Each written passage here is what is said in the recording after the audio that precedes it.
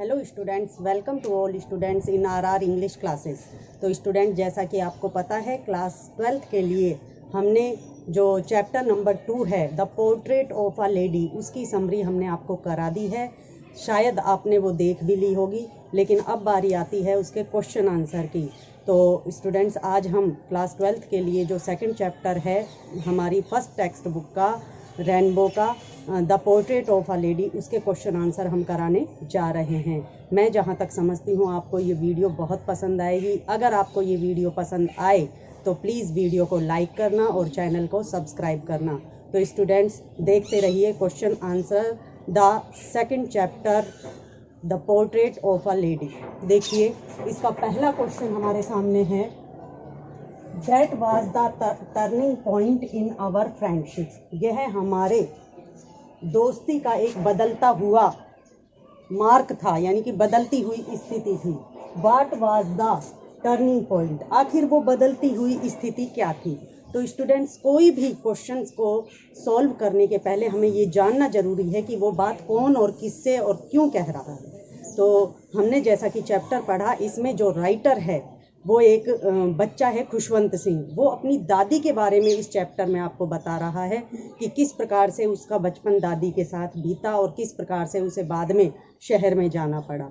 तो यहाँ पे जो खुशवंत सिंह है वो अपने आप को एक बच्चा मानते हुए, यानी कि बच्चे के रूप में, जब दादी के साथ वो शहर में चले जाते हैं उस समय का वर्णन कर रहे हैं कि किस प्रकार से शहर में जाने के बाद उनके बीच का जो प्यार था, उनके बीच का जो संबंध था, वो एकदम टूट जाता है और उसी को उन्होंने टर्निंग पॉइंट कहा है। तो स्टूडेंट्स, इसी बात को हम इस क्वेश्चन के आंसर के रूप में लिखेंगे। तो देखिए, इसका आंसर होगा, when the author was sent for the city with his grandmother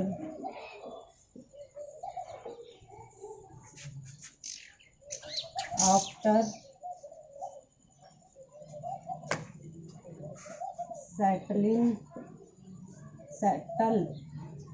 after going his parents, then it was the turning point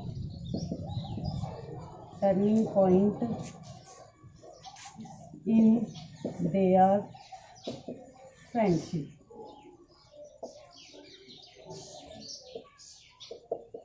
तो देखिए स्टूडेंट्स, इसमें क्या कहा जा रहा है कि when the author was sent for the city with his grandmother, कि जब लेखक को उसकी दादी के साथ शहर में बुला लिया गया। आफ्टर गोइंग हिज पेरेंट्स, यानी कि जब उसके जो पेरेंट्स थे वो तो पहले ही जा चुके थे। तो then it was the turning point in their friendship, तो यही उनके जीवन का टर्निंग पॉइंट कहलाया, यानी उनका बदलता हुआ जो परिदृश्य था उनकी दोस्ती का, वह कहलाया। तो मैं जहाँ तक समझती हूँ आपको ये क्वेश्चन अच्छी तरह से समझ में आ गया होगा। अब देखिए नेक्स्ट क्वेश्चन उनसे क्या कह रहा है, how did the grand mother help her grand son in the morning before going to school, कि जो दादी थी वो अपने पोते को स्कूल जाने से पहले क्या क्या, किस किस काम में किस किस प्रकार से सहायता किया करती थी। तो आपको भी पता है कि हमने आपको जब चैप्टर का ट्रांसलेशन कराया था तब बता दिया था, वह उसे रोज़ाना सुबह जल्दी उठाती, उसको नहलाती, उसको कपड़े पहनाती, उसकी स्लेट उसको देती, उसके बाद उसको सुबह का नाश्ता देती एक बासी और मोटी रोटी के रूप में, और फिर दोनों जने वो जाके स्कूल जाते साथ साथ।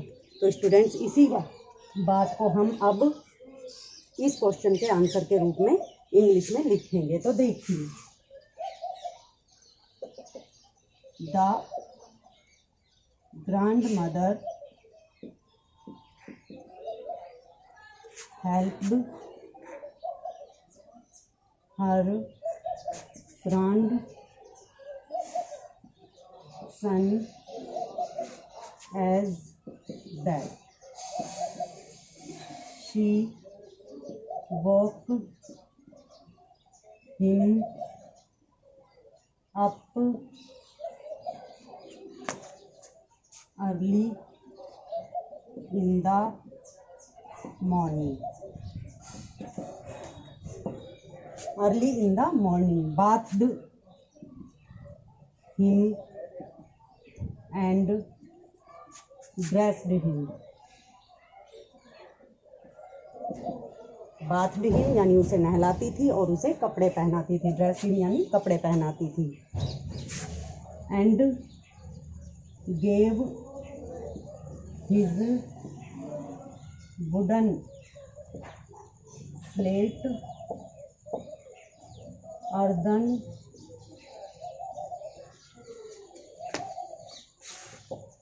Ink pot a red pen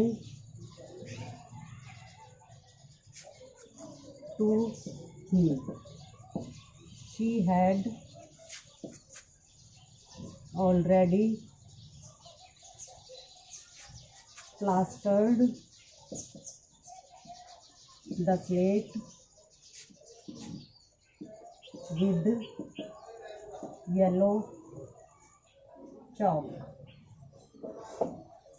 After it, he gave him a thick and a stale chapati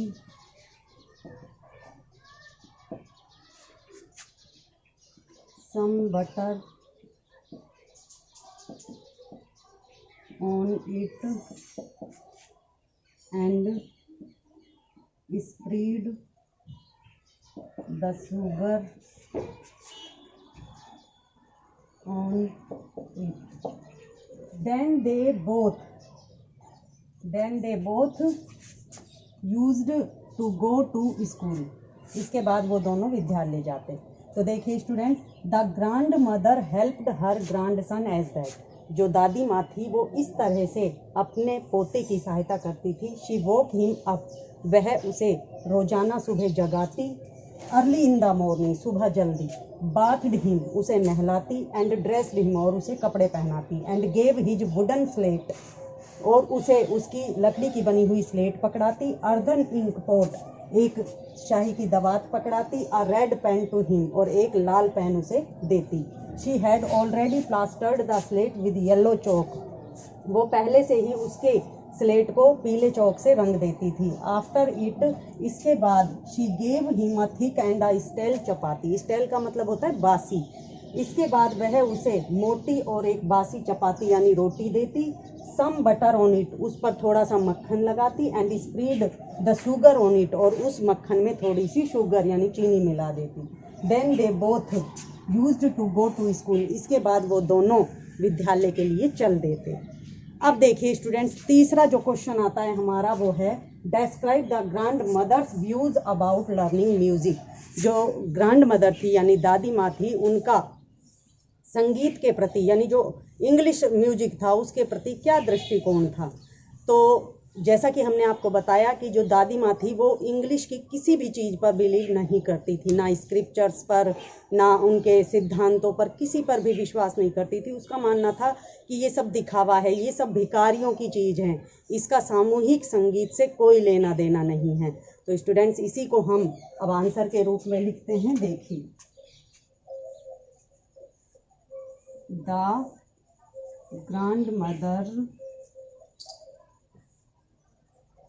did not believe in English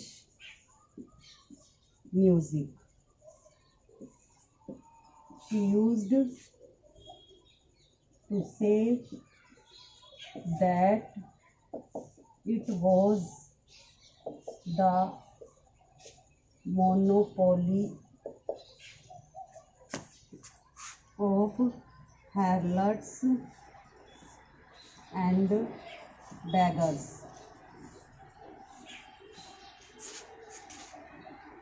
it was not meant for gentle folk. तो देखिए स्टूडेंट्स, ये जैसा कि आंसर बताया गया है, the grand mother did not believe in English music. जो दादी माँ थी वो अंग्रेजी म्यूजिक में बिल्कुल भी विश्वास नहीं करती थी। शी यूज टू से, वो प्राय ये कहा करती थी, that he it was the monopoly of harlots and beggars, कि यह जो म्यूजिक है, इंग्लिश म्यूजिक है, ये हैरलेट्स और भिखारियों के लिए है। It was not meant for gentle folk, इसका सामूहिक संगीत से कोई लेना देना नहीं है। तो स्टूडेंट्स, ये हमारे जो मोस्ट इम्पोर्टेंट 3 क्वेश्चन थे वो कंप्लीट हो चुके हैं। अब हम चलते हैं चौथे क्वेश्चन की तरफ। हमारा चौथा क्वेश्चन है, describe the grand mother's association with the sparrows. जैसा कि हमने आपको बताया था कि जब जो ऑथर हैं वो चले गए थे विदेश पढ़ाई करने के लिए, तो उस समय में जो दादी माँ थी वो सुबह से शाम तक अपने चरखे पर काम किया करती थी, लेकिन दिन का आधा घंटा वो चिड़ियाओं के साथ बिताया करती थी अपने कोर्टयार्ड यानी आंगन में बैठकर। तो वो आंगन में बैठकर अपनी चिड़ियाओं को क्या करती कि एक रोटी ले लेती, उसके छोटे छोटे टुकड़े करके डाल देती, सारी चिड़ियाएँ आ जाती और उनके साथ एंजॉय करती। तो इस प्रकार से यह पूरे दिन का यह आधा घंटा दादी के लिए बहुत ही मनोरंजन से पूर्ण रहता। तो स्टूडेंट्स, चलिए इसे ही हम इंग्लिश में ट्रांसलेट करते हैं। देखिए,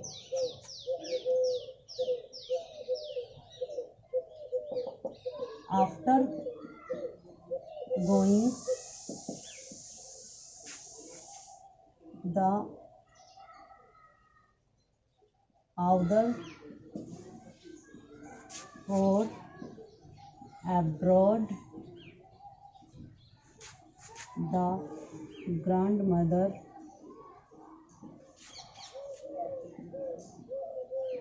used to spend her half an hour of the day with sparrows in her courtyard. She took a bread and divided it in bits and threw them to the sparrows.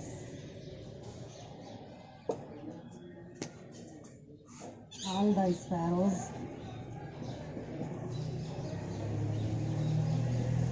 also enjoyed with her very much. तो देखिए student, after going the author for abroad, जब लेखक विदेश चला गया, the grand mother use to spend her half an hour of the day with sparrows in her courtyard. जो दादी माँ थी वह अपने पूरे दिन का लगभग आधा घंटा अपने घर के आंगन में बैठकर चिड़ियाओं के साथ बिताती। तो शी टुक अ ब्रेड, वो एक रोटी ले लेती, and divided it into bits, और उसे छोटे टुकड़ों में बांट लेती, and threw them to the sparrows, और उन टुकड़ों को स्पैरोज यानी चिड़ियाओं के लिए डाल देती। All the sparrows also enjoyed with her very much, सारी ही चिड़ियाएँ उनके साथ बहुत आनंद किया करती थी। कुछ उनके सिर पर बैठ जाया करती, कुछ उनके पैरों में चिपक जाया करती। तो इस प्रकार से चिड़ियाओं के लिए भी और उस दादी के लिए भी ये बहुत ही आनंददायक पल होता।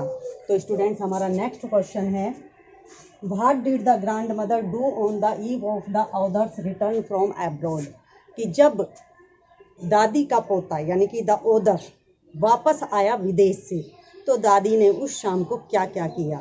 तो देखिए students, when the author came back from abroad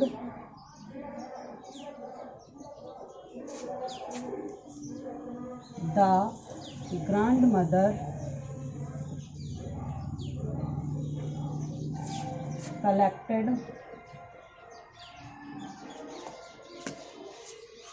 her neighborhood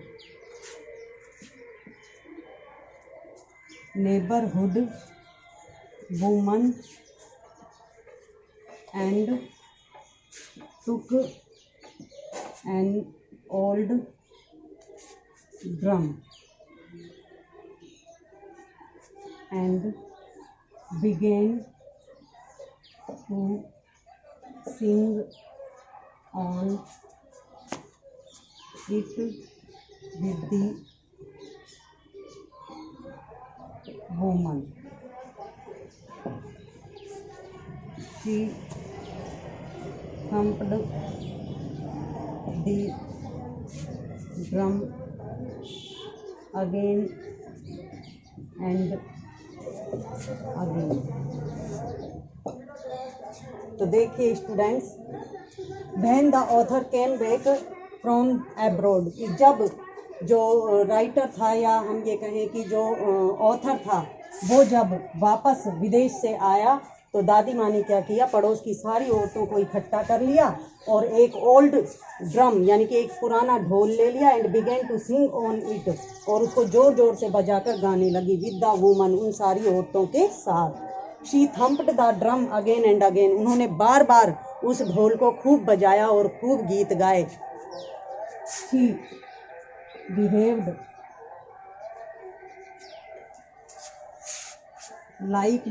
like the homecoming warriors. वो बिल्कुल ऐसे व्यवहार कर रही थी जैसे युद्ध जीतकर कोई योद्धा अपने घर को वापस आता है. तो स्टूडेंट्स, आज हमारे इस चैप्टर के जो क्वेश्चन आंसर्स हैं वो कंप्लीट हो चुके हैं. मैं जहाँ तक समझती हूँ आपको ये क्वेश्चन आंसर मोस्ट इम्पोर्टेंट होने के साथ साथ समझ में भी आ गए होंगे. तो आप अब नेक्स्ट वीडियो में नेक्स्ट चैप्टर के क्वेश्चन आंसर देखिएगा. तब तक के लिए थैंक्स.